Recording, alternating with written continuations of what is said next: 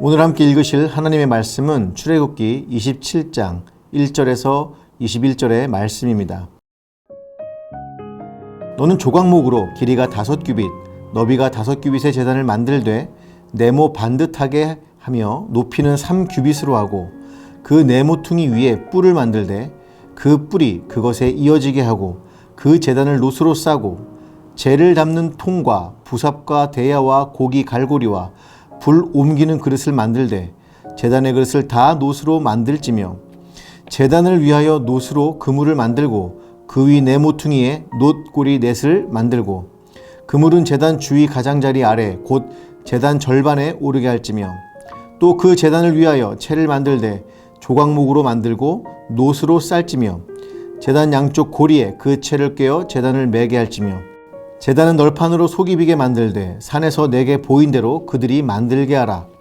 너는 성막의 뜰을 만들지니 남쪽을 향하여 뜰 남쪽에 너비가 100규빗의 세마포 휘장을 쳐서 그 한쪽을 당하게 할지니 그 기둥이 수물이며 그 받침 수물은 놋으로 하고 그 기둥의 갈고리와 가름대는 은으로 할지며 그 북쪽에도 너비가 100규빗의 포장을 치되 그 기둥이 수물이며 그 기둥의 받침 수물은 놋으로 하고 그 기둥의 갈고리와 가름대는 은으로 할지며 뜰의 옆 곧 서쪽에 너비 50규빗의 포장을 치되 그 기둥이 열이요 받침이 열이며 동쪽을 향하여 뜰 동쪽의 너비도 50규빗이 될지며 문 이쪽을 위하여 포장이 15규빗이며 그 기둥이 셋이요 받침이 셋이요 문 저쪽을 위하여도 포장이 15규빗이며 그 기둥이 셋이요 받침이 셋이며 뜰 문을 위하여는 청색, 자색, 홍색 실과 가늘게 꼰 배실로 수노와 짠 20규빗의 휘장이 있게 할지니 그 기둥이 넷이요 받침이 넷이며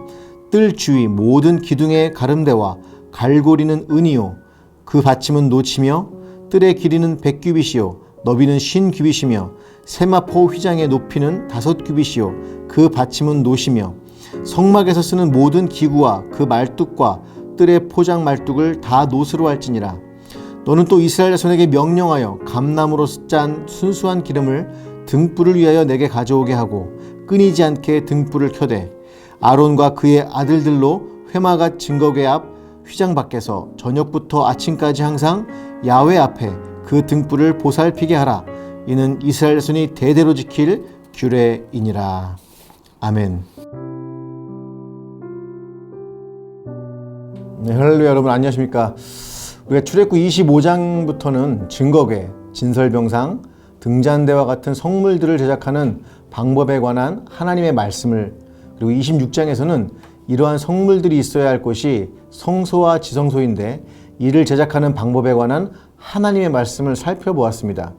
이제 출애굽기 27장에는 성막에 있어야 할 성물들 중 하나님께 제사를 드리기 위한 제단을 제작하는 방법과 성막의 경계이자 담장의 역할을 하는 휘장을 제작하는 방법, 그리고 성소 내 등불 관리 규례에 관한 하나님의 말씀이 기록되어 있습니다. 제단의 규격은 가로와 세로의 길이가 각 2.28m, 높이가 1.37m이며 재료는 아카시아종인 조각목, 성경에는 시띠나무로 나오는데요. 그것과 함께 구리가 주성분인 놋입니다. 기본 골격은 나무로 만들고 그 나무 표면에 놋으로 덮어서 제작하도록 하셨습니다. 정사각형으로 된 제단은 중앙에 채와 같은 부분이 있고 구멍이 있어서 짐승의 제물을 번제로 드릴 때 남은 채가 아래로 쉽게 이렇게 떨어지도록 하였습니다. 외부 모양의 특징으로는 각 모서리에 뿔이 있고 양쪽 면에 고리를 2개씩 두고 그 고리에 원형 막대인 채를 끼워서 이동할 때 어깨에 맬 수 있도록 하셨습니다. 번제단에는 언제든지 제물을 태울 수 있도록 항상 불이 붙어 있었습니다. 번제단에 불이 끊이지 않도록 하신 것은 죄인들에게 언제든지 속죄의 길이 열려 있으며 예수 그리스도를 통하여 영원한 속죄를 완성하기까지는 결코 속죄 사역이 중단될 수 없다는 것을 보여줍니다. 성막의 뜰은 성소의 밖이자 성막의 내부 장소입니다. 성막의 뜰은 집으로 비교하자면 마당에 해당됩니다. 동서남북의 휘장으로 경계선으로 이루어진 뜰의 내부는 면적이 넓지 않은 장소이며 제단에 바쳐질 짐승들이 대기하는 장소이자 짐승들이 피를 흘리고 소리를 내고 피비린내 나면서 고기가 타는 냄새를 발산하는 그런 장소로 울음과 괴로움의 장소이죠. 그러므로 성막의뜰은 인간의 죄를 대속하기 위해서 짐승들의 희생과 울음과 괴로움, 제사장들의 수고와 땀 흘림의 장소라고 할 수가 있습니다. 또한 울타리는 밖에서는 볼 수 없고 하나님과 백성과 예배하지 않는 이방인들을 구분하는 역할을 하였습니다. 울타리 안에 있는 사람은 하나님의 소유가 되는 것이죠. 그리스도의 보혈은 울타리가 되어 하나님의 백성이며 그리스도의 몸이자 성령의 전인 우리를 세상 사람들과 구분하여 줍니다. 이것이 은혜이며 복음입니다. 은혜와 복음의 울타리 속에서 우리는 죄에 대해서 볼 수 있고 하나님의 은혜를 향해 나갈 수 있는 것이죠. 20절과 21절은 성소에 있는 등불에 관한 규례입니다. 등불의 기름은 올리브유인 감람유로 되어 있는데 순수한 기름으로 해야 한다고 말씀하고 있습니다. 하나님의 성소를 밝히는 등불의 기름은 불순물이 없는 정제된 순수한 기름이어야 합니다.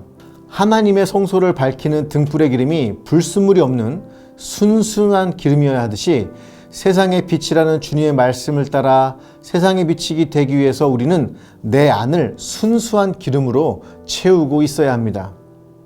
우리는 어떤 기름을 영혼 가운데 채우고 있습니까? 세상을 밝히는 빛이 되기 위해서는 나의 몸 안은 정화된 순수한 기름이어야 하지 않겠습니까? 하나님의 말씀이 아닌 세속적 가치관으로 오염된 기름이 섞인 기름으로는 결코 우리 주님의 가르침처럼 세상의 빛이 될 수 없습니다. 순수한 기름과 함께 등불은 영원히 꺼지지 않아야 합니다. 기도의 불, 말씀의 불이 꺼지지 않아야 합니다. 이를 위해서 아론과 그의 아들들인 제사장들은 저녁부터 아침까지 등불을 보살펴야 합니다. 우리 사역자들과 함께 모든 리더들 그리고 각 개인은 자신의 영혼 안에 있는 성령의 불이 꺼지지 않도록 돌보고 보살펴야 합니다.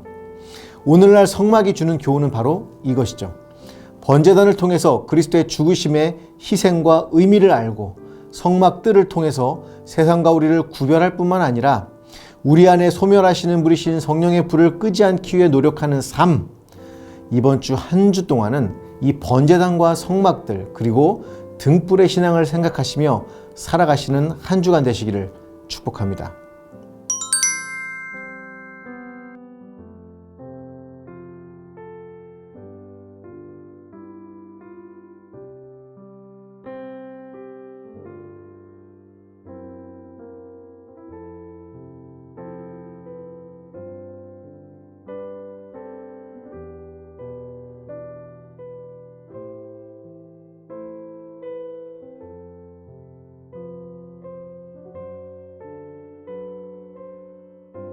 기도하시겠습니다. 은혜의 하나님 감사합니다. 번제단의 신앙을 통해서 우리 죄를 모두 태워지는 시간이 되게 하시고 성막들의 신앙을 통해 세상과 구별되는 삶을 살게 하시며 등불 신앙을 통해서 순결함과 우리 안에 성령의 불이 꺼지지 않도록 축복하여 주옵소서. 예수님의 이름으로 기도드립니다. 아멘.